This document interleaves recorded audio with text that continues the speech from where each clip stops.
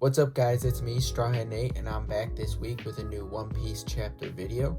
This week we have chapter 1140, titled Scapper Gaban, coming off the chapter where we just had the reveal that Scapper Gaban was the mysterious individual roaming around Elbaf.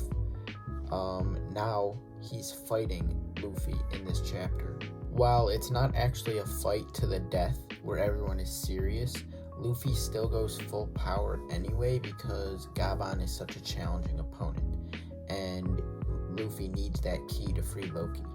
Then, later in the chapter, to look at the other perspective, the bad guys in Elbaf, we see Shamrock and Gunko, the two Holy Knights, summon some new Holy Knight characters. And these new characters, who I'll talk about later, give us a kind of new understanding of what the Holy Knights are really like. But without introducing the chapter for too long, let's get into the video after you like and subscribe. The cover this week continues on with the Yamato cover series once again, and we are once again in the layer of Who's Who. And this cover shows that he has Ulti tied up, and he has her tied to a dartboard and is throwing knives at her as a way to taunt her, basically trying to prove that he is the big man in charge here on Wano. But what Ulti more cares about is the safety of her brother Page 1. Now we can get into the actual chapter, where it starts just where we left off, in the Aros castle on top of that tree branch. And it's where Scapper Gaban has the key to Loki's cuffs. He taunts Luffy, telling him, "Come get this key," and Luffy of course takes the bait, jumping at Gaban and stretching, trying to grab the key. And Luffy attempts to grab the key again and again, but Gaban simply dodges every one of Luffy's attempts. Then Gaban fills the key in his hand with Haki, presumably Conqueror's Haki, because there's black lightning, but that's not always consistent. And he uses this Haki infused key to attack Luffy. And Luffy gets totally smashed by the handle of this key, but he's fine since he's rubber, and it causes Gaban to get a good look at the straw hat on Luffy's back. Luffy tells Gaban that this straw hat is a treasure that he's holding on to for Shanks.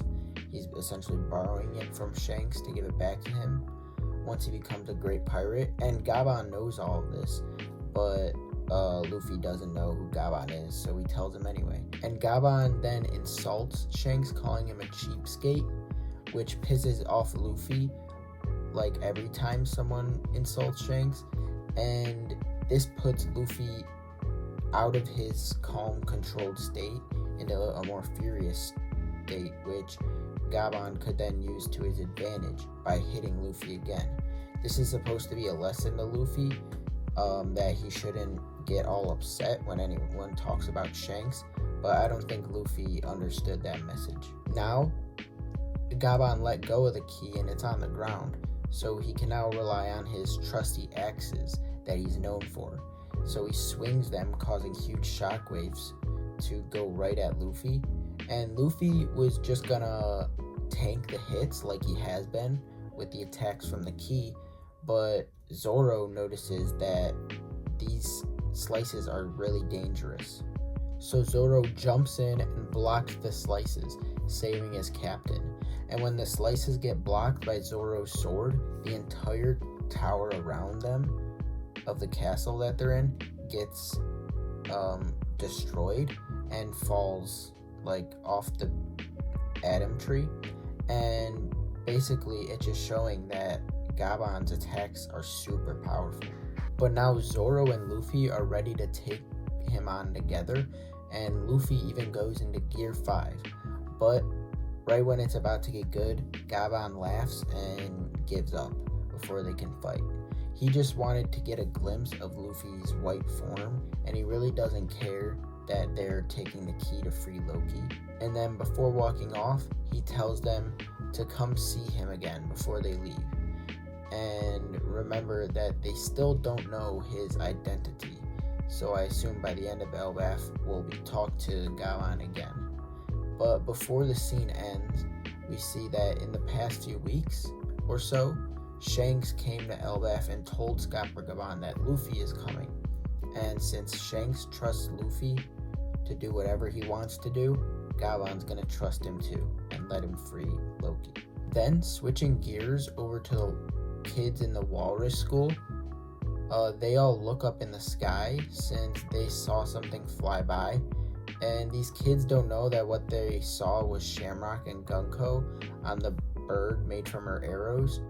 And the two Holy Knights then land on a branch nearby to the school and quickly get to work on summoning their other Holy Knight friends. With a big black flash of lightning, two new Holy Knights spawn in through the summoning circle, and they call this summoning circle the Abyss, so we finally got a name for it. One of them is an old man with long hair and a long beard, and he kind of looks similar to the dude from Big Lebowski, and his name is Saint Summers, and he happens to be part of the Shepherd family, the same family that Shepherd Jupiter, the Gorosei, is part of. The other Holy Knight is in his Kirin Devil Fruit form, which is a mythical Eastern creature that's kind of like a dragon, deer, ox combination. And this man's name is Saint Kiringham, kind of sounds similar to Kirin, and he is part of the Limosiv family. Both of them happen to be summoned at bad times because Summers is half naked and Kiringham seems to be just waking up. So they were basically surprise summoned to Elbaf, which creates a humorous situation, kind of humanizing these Holy Knight characters. These two characters seem really lighthearted compared to Shamrock and Gunko, who are always serious about everything. And Shamrock asks why two Holy Knights were summoned when they only asked for one, but they tell him that he actually needs to go back to Marijua because the higher-ups need him as captain of the Holy Knights. It probably has something to do with the lack of food in Marijua. And as he puts his clothes on, Saint Summers requests a brief explanation of the mission since he just got surprise summoned here without knowing anything about it, and Shamrock tells them.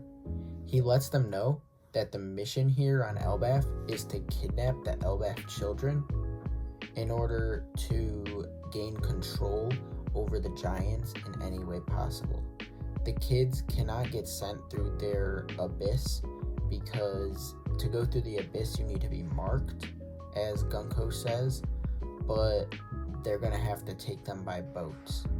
Then, with the final words of this chapter, Shamrock suggests that they make a game out of the kidnapping, which is just cynical.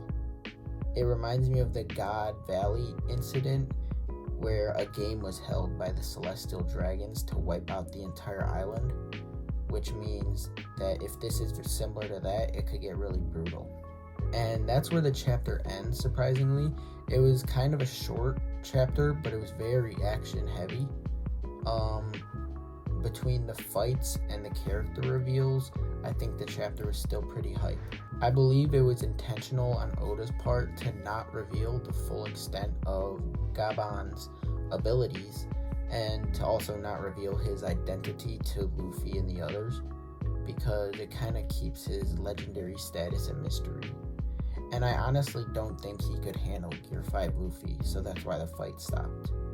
Now that Luffy has the key to Loki though, things could start to get interesting as he might free Loki in the upcoming chapters.